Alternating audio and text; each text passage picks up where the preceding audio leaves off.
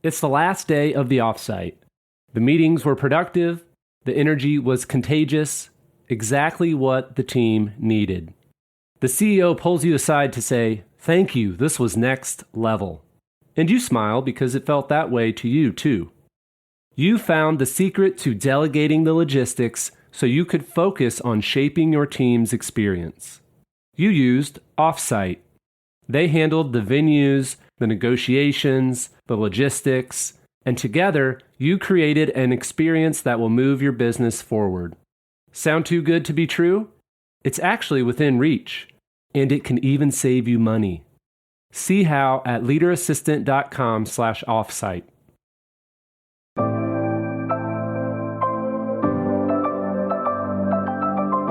The Leader Assistant podcast exists to encourage and challenge assistants to become confident, game-changing leader assistants.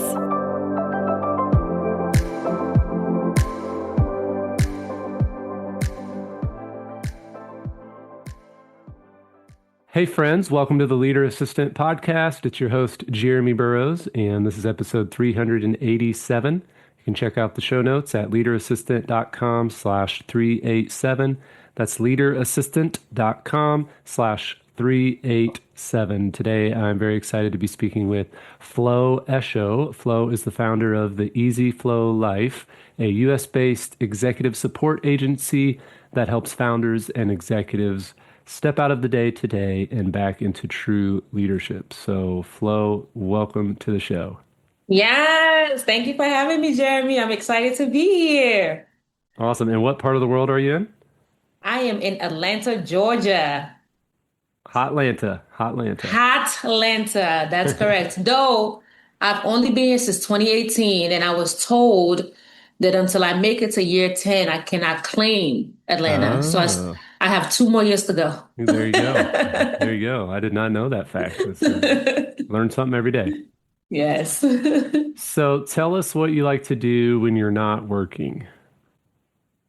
When I am not working, I have two things that are like exact opposites. I love being a couch potato, just binge watching like a really good show, either eating Oreos and milk or like a warm brownie with ice cream on top. That's like one thing. And then on the other side of that, I love to travel.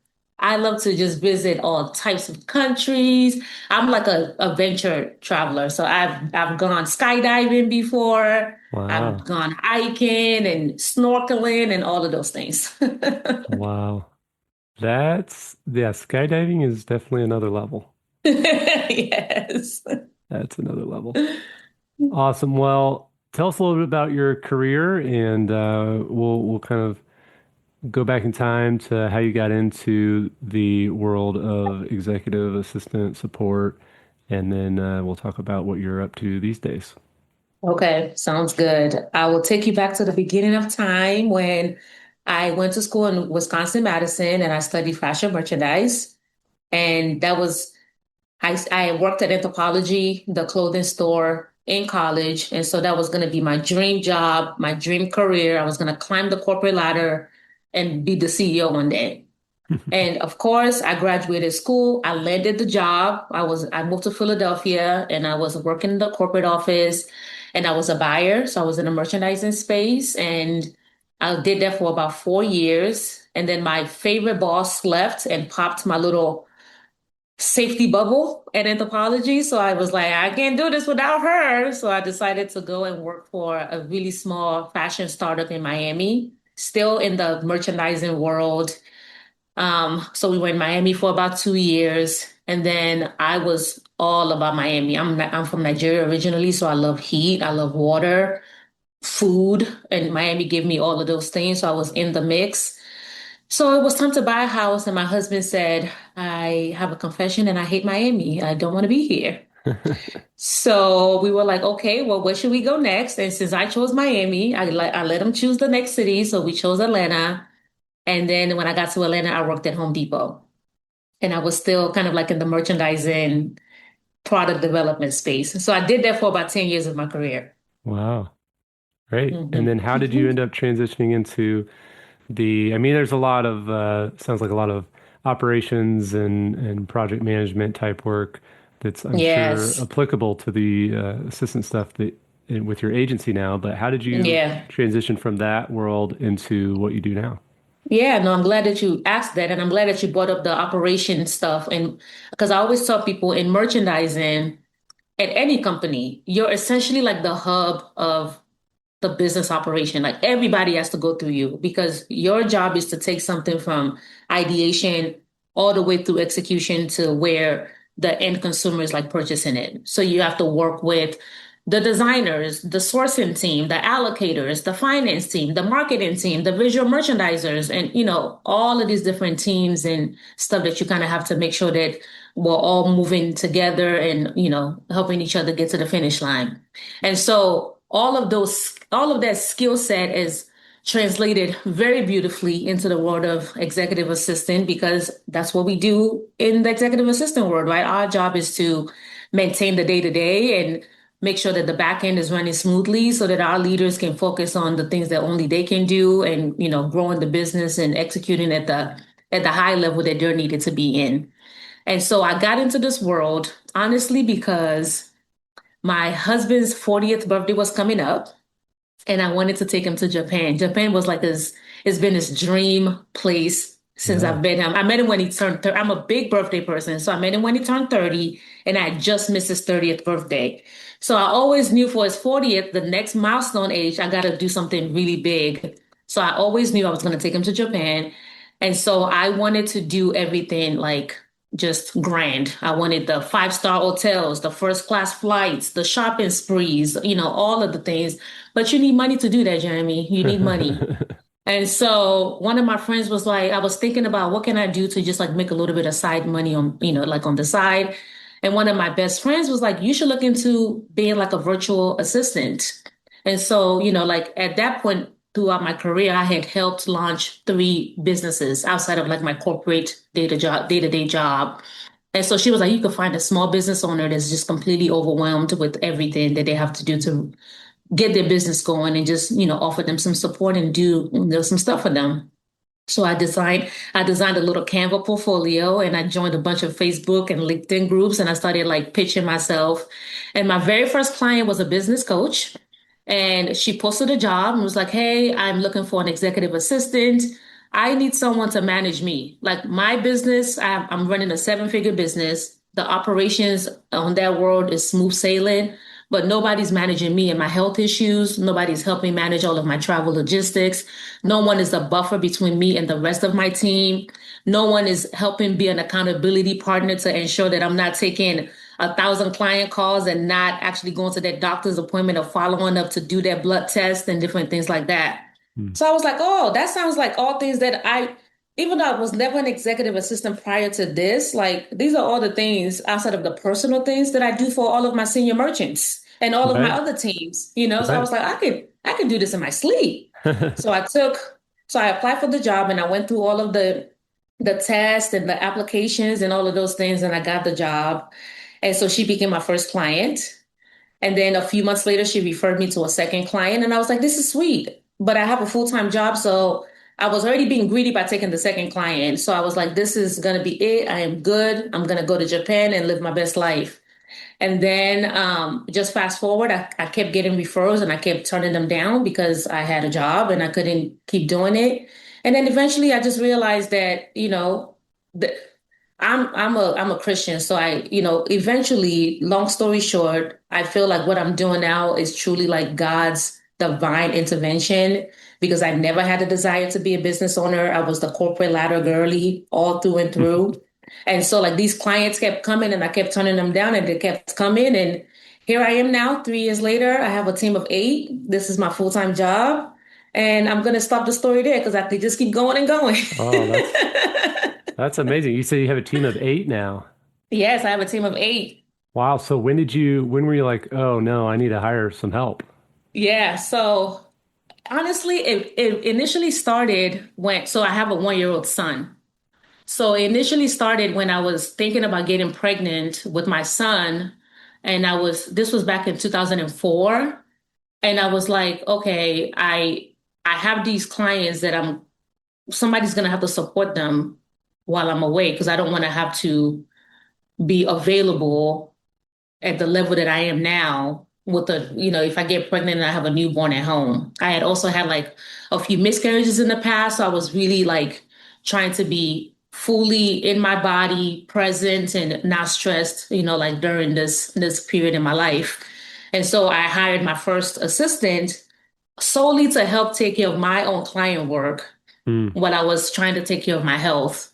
And then it was going, I did such a great job, Jeremy, of picking the right assistant that it was going so well that I was like, you know what? I can actually turn this business into an agency model where I don't have to cap how many clients I can support myself. And I could just continue to bring on new assistants and be able to bring in clients and just be the matchmaker, matching the clients and assistants together. So that's kind of how it got started. Awesome. So when you when you bring in more clients, are you also doing at this point doing assistant work, or are you mostly just managing the team of assistants that do most of the work? Does that make sense? Yeah, it does. I still have two clients that I manage myself. Okay. But the goal is to eventually only focus on running the business and not doing any client work anymore. Gotcha. Gotcha. Yeah. That's great. So I would love to hear lots of questions. I know I've had several interviews over the years on the show with virtual assistants or people who run a virtual assistant firm or agency, what Hmm. various models.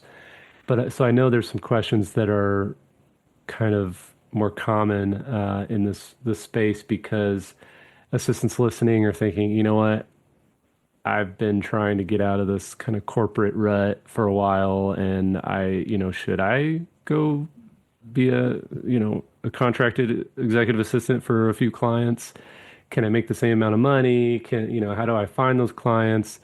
Should I stick with my corporate job that has health insurance and benefits and all that? Like all those questions. But first off, I would love to hear, you know, what you've learned or maybe it sounds like you hit it right with the first assistant hire.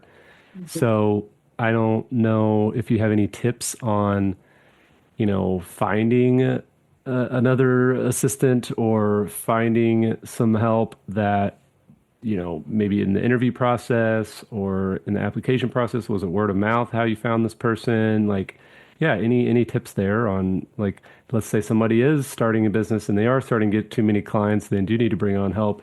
How did you find that rock star? Yeah. So I live by test projects. I feel like everyone, no matter what the job is, should have to like actually do something that proves whatever they're verbally saying to you during the interview process Mm, in some capacity. And so for me, in my agency, I have a framework that I call the ACT framework, ACT, which essentially is just allowing me to see the characteristics that I believe makes a great executive assistant. It allows me to see that like in real time during the interview process. So I have a three-step application process. The first is a written application. And even within that written application, there's a particular question in a particular order that I'm using to see how you answer it, to see if you are somebody that is a good communicator, because that's one of the skills that I think a good EA needs to have. And then we move on to the one-on-one interview where I have like, my list of questions that I go to, but there's one particular question that I always have to ask. And it's around trying to pull out of you if you know how to challenge and push and manage up in terms of like your executives. mm, And so, like, I'm asking a particular question around, like, how have you ever worked with a client where you identify like an area of inefficiency? Like, how did you go about presenting that? And, just tell me the story around it.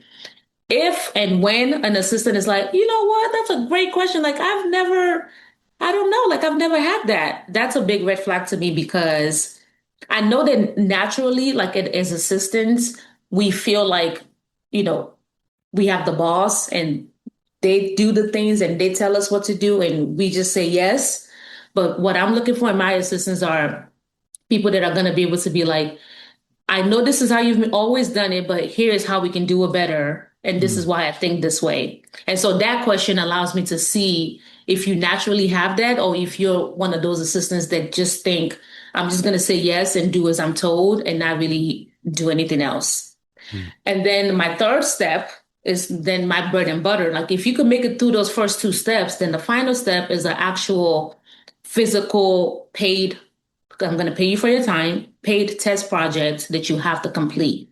mm, And so I have a bunch of different ones that test for different things. But one of my favorite examples that I use is to test if somebody knows how to take initiative and knows how to do things beyond the task that they're being told to do. mhm, Like if you know the full picture and you know what the outcome is going to be, what else are you going to do to this thing that I didn't even ask you to do? And so a good example of that, and one of the tests that I use is I say, you have a client who runs a consulting firm. Here is a other transcript of like a conversation that this client just had with a new project that they're about to kickstart. It's a 9-month project. Read through this transcript, and then I'm going to say, here is this very basic PowerPoint slide. This is the template that your client has been using for 3 years to kick off like a new project. Just take this template and update it with like the new, key milestones and like the key partners that are going to be a part of this project, the budget, all of those things. Anyone can do that, right? Like anyone can mhm, read the transcript and like update those things. What I'm looking for is someone that's going to say and think, this is supposed to be a client facing document. This is supposed to be a kickoff with a brand new client. Let's present ourselves in the best way possible. I don't need you to be a top designer, but if you could just think and just apply, take 3 seconds to apply a pre-designed template that's already existing in Microsoft PowerPoint to the document just to make your client look a little bit more polished. mm. That's what I'm looking for. Yeah. So I say all that to say, if you're looking for new assistants, you have to first identify what are some of those key traits and characteristics that you know is going to make this person successful in this position. And then you got to design a project that doesn't just like give it to them. I don't just ask like, tell me when you've taken an initiative before. Like I'm doing something to pull that out of them to see if they actually have it. So Mm. that's the secret sauce. Love it. Love it. Thanks for sharing. Um, what would you say is maybe your top one or two suggestions or encouragements that you would share with those who are considering making the leap from corporate 9 to 5 day job assistant to, hey, I'm gonna go find a few clients and do this thing on my own? What would you say to those considering that? Like maybe words of caution, words of encouragement, you know what I mean? Yeah, yeah. My number one thing is do not be shy. Like leverage your network. It's amazing, even in the corporate world, especially in this day and age. Everybody is all about multiple streams of income. Hmm. Everyone. So even the people at your job probably have side businesses. Right, right. And because they have 9 to 5s and they're also trying to run a business, and most of them probably have families and children and extracurricular activities and things that they have to run, they are also going to need support. So just obviously, we don't want anyone to lose their job. So, use some discernment. Everybody knows their company's culture better than, what I'm saying. But my biggest advice and encouragement is don't be shy about what it is that you want to do and definitely test the waters. Like I didn't just jump all in, like from the beginning. I tested and I kind of like let the results happen and then it just kept kind of like going little by little. So take your time, test it out, don't be shy and leverage the people that are already in your life. Fractional support is like it's not going anywhere and it's becoming more and more popular. Yeah, love it. Well, let's talk a little bit about how your agency provides support for executives and business leaders. You have it's called the Easy Flow Life, and you have what you call the flow method, Hmm. to provide 360-degree support. So tell us about that method. What's the method? How does it apply practically in your executive support for these business leaders? And yeah, just talk us through that. Yes, thank you for asking that.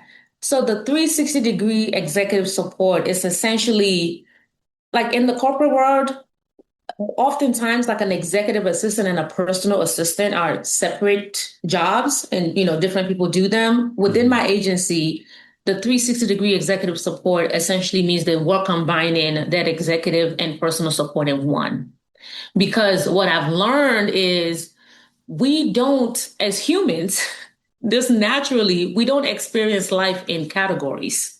And a lot of people don't think about, or maybe subconsciously we might have an idea, but like we don't really correlate that because you're just one human that's navigating both a business and your personal like life demands, those two things are going to bleed into each other naturally. And so when you're experiencing things personally and you have a lot of logistics that you have to worry about in your personal life, that still is holding a lot of mental space. And that's going to bleed into like how you operate in your business and how you show up for your business.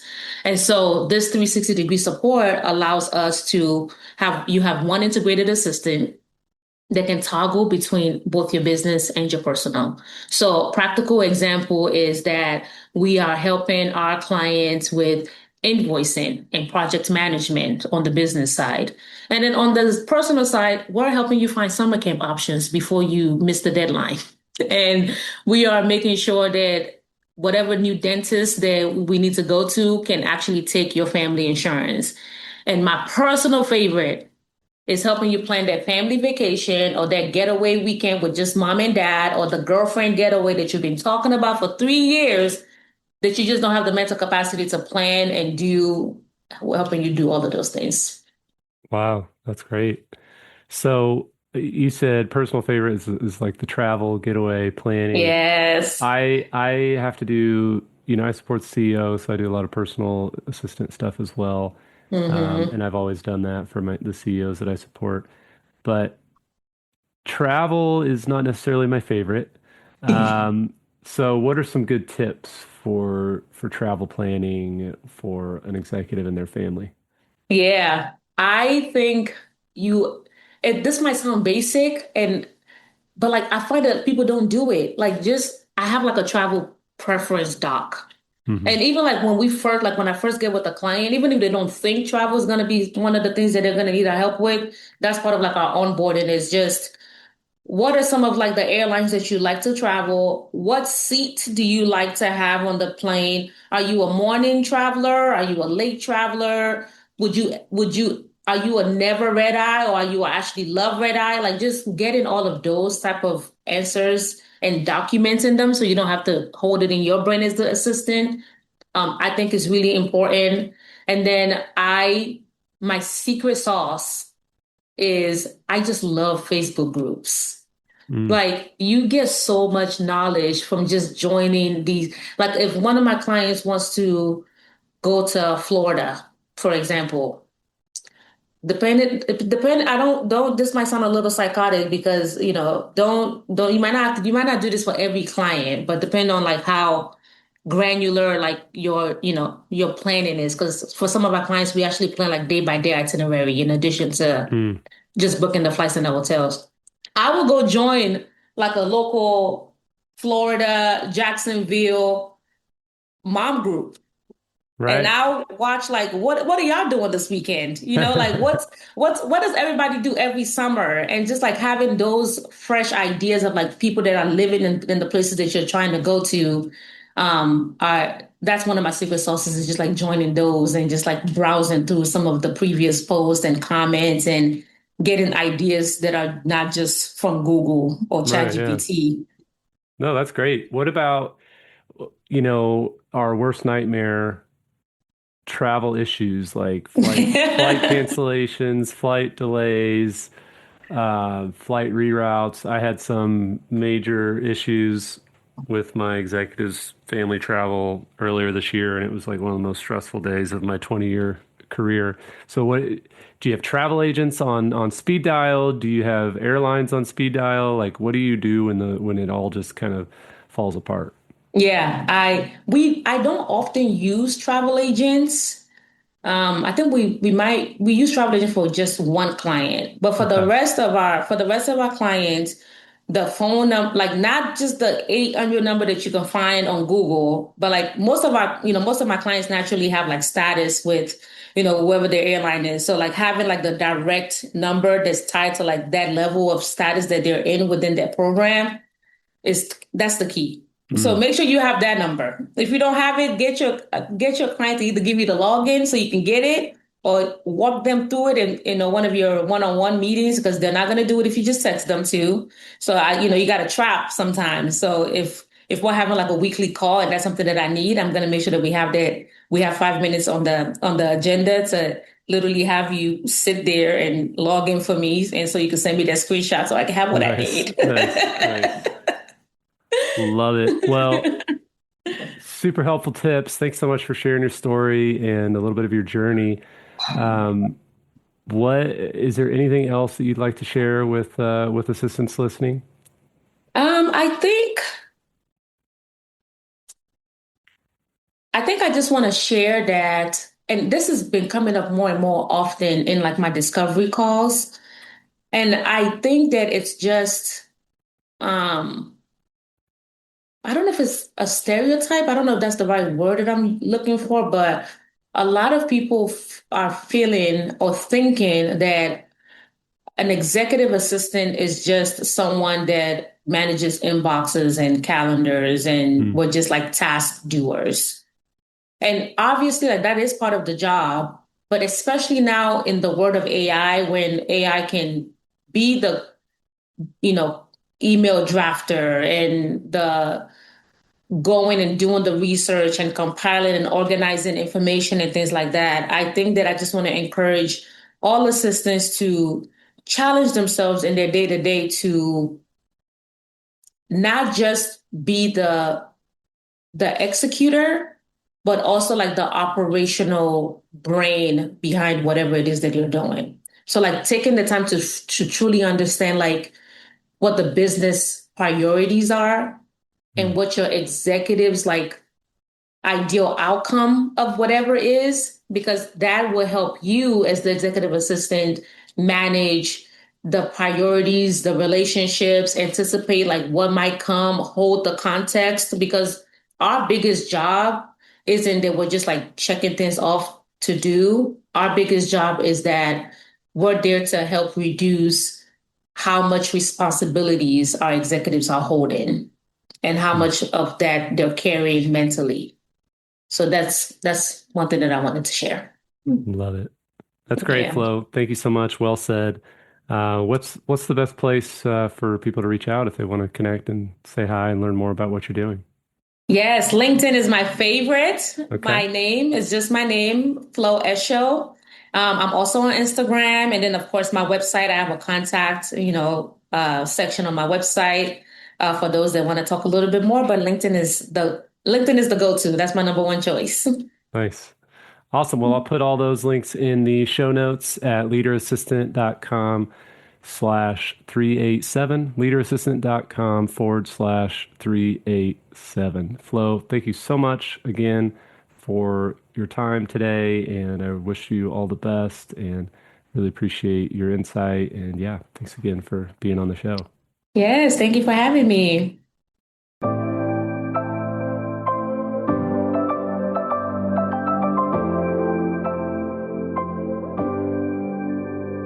Please review on Apple Podcasts.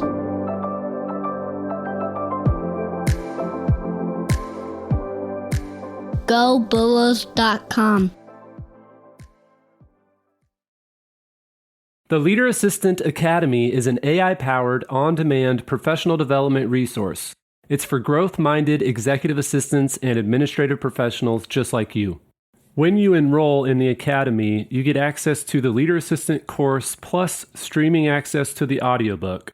The course includes video lessons for each chapter of the Leader Assistant book, as well as the entirety of the Leader Assistant workbook study and discussion guide.